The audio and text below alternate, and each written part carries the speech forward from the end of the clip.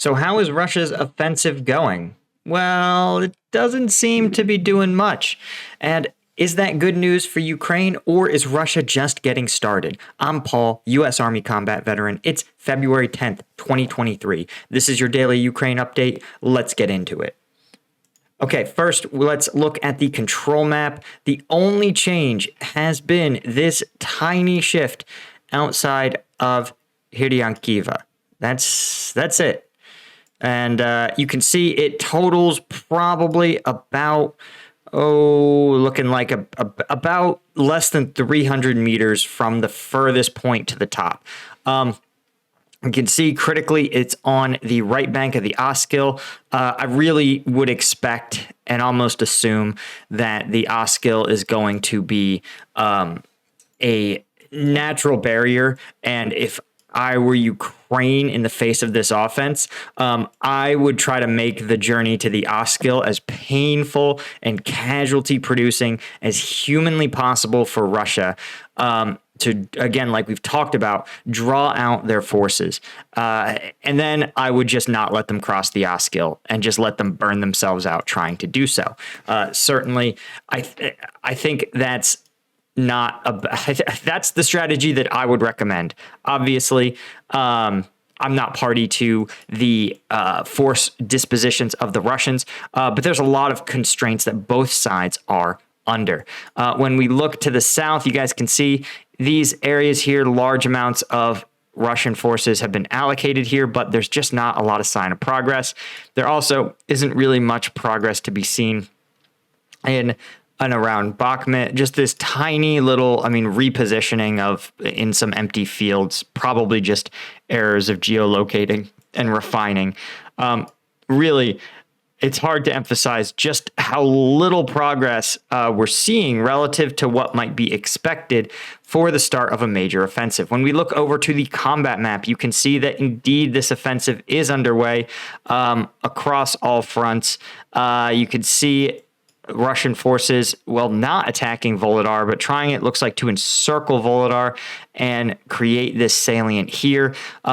Actually, we are going to, I can't show it here, but there is a lot of viral videos of the combat outside Volodar, and I think they're pretty illustrative of what combat here in this offensive is going to look like. I can't break those down here on YouTube. I break them all down on the Patreon. In fact, we do it every week, and it gives us a lot of cool insights into combat. Plus, it's a chance to look at, the wild combat helmet cam, POV, drone footage that we can't see otherwise. And so if you want to support the channel, that link is in the description. We're literally, the new video drops today. But you can see here, right, they're continuing to push outside of Donetsk city, trying to gain more and more territory and circle Avdiivka. This is just what's crazy to me is just how predictable Russian forces have become. You could see them trying to continue their efforts to encircle or drive Russian forces out of Krasnohora. Sort of surprised, again, that Krasnohora hasn't been withdrawn, but there may be a steady withdrawal occurring, right? You can see literally Russian forces are in the city. So it may be a case of just they're conducting a controlled a withdrawal while in contact, which is a really delicate operation and requires really good leadership at every level to maintain your contact with the enemy, right? Because you can't be in a fight with the enemy and then you turn around and leave, giving your back to your opponent, right? You need to have some forces retreat, some forces remain in contact, right? And then when you break contact, you have to have other forces waiting to receive the enemy. It's a really delicate operation, and you can't rush it.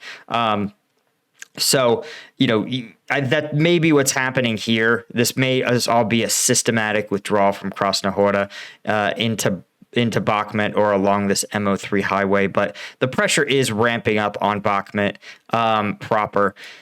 And of course, you could see Russian forces continuing to push into this somewhat empty territory near Sacco Vanzetti. But here's where things get weird. You can see here the Cremina line, the exact place where I predicted their offensive would take place. Looks like it is popping off, moving towards Lyman. And then to the north near Savote, you can see Russian forces also launching attacks here. This is interesting because you can see it involves them pushing out across no man's land, and it shouldn't come as a shock that this doesn't look like there's much territory change happening here, because this is not an easy place to have to pass large numbers of armored vehicles.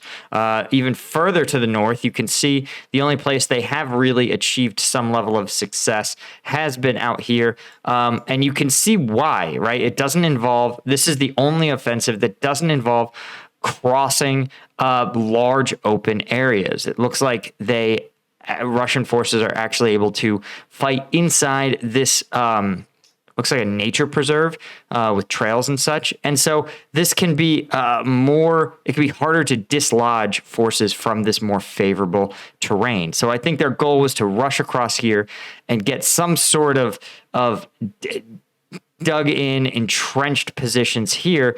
And while it's slower going, certainly, it would give them the opportunity to continue their offensive efforts into Dvorichna. And as discussed, keeping the Russians on the right bank of the Oskil is probably a pretty significant priority for Ukrainian forces. So this may prove a pretty delicate place and difficult place for Ukrainian forces to maintain their defensive, simply because they don't have the defense in depth that they would otherwise need to achieve their objectives. When we look over to War Mapper, War Mapper is actually reporting minimal changes. No confirmed changes to Bakhmut, no confirmed changes to the overall tactical situation. He has some interesting stuff, close-ups of trench lines near North Bakhmut. You can see here rail line bridges, some satellite geolocated trench networks. Fascinating to see these trenches dug in around how these have been, dug in different positions. Really interesting stuff. You can see here satellite photos depicting these trench networks, which are just very interesting for a host of reasons. You can see they look fairly well made. They have these zigs and zags that you would expect, but it's a really, really interesting illustration of just how aggressive the trench warfare has become. Remember, this is Bakhmut's relatively a fast-breaking combat theater. Sorry, theater's too generous. Battlefield.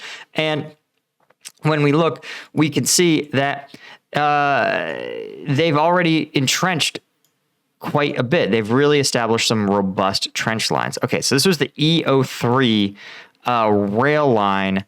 So I'm trying to see where that is here. I can't tell if this is from the south or the north. See, this is why when you do some of these maps, you have to orient people. You have to have an arrow that points north, because like E40, pollution inspection station, this is just hard to discern.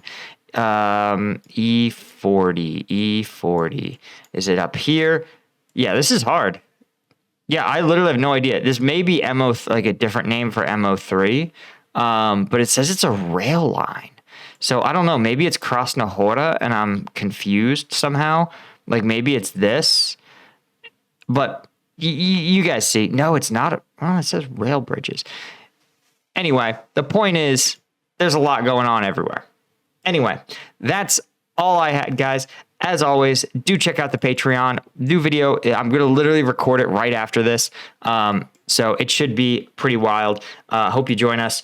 Thanks so much to our Colonel tier patrons, Thomas McLeod and Robert Colburn, as well as our Lieutenant tier patrons. You guys are the ones who make this whole thing possible. I appreciate you so much, and I will see you guys in the next one.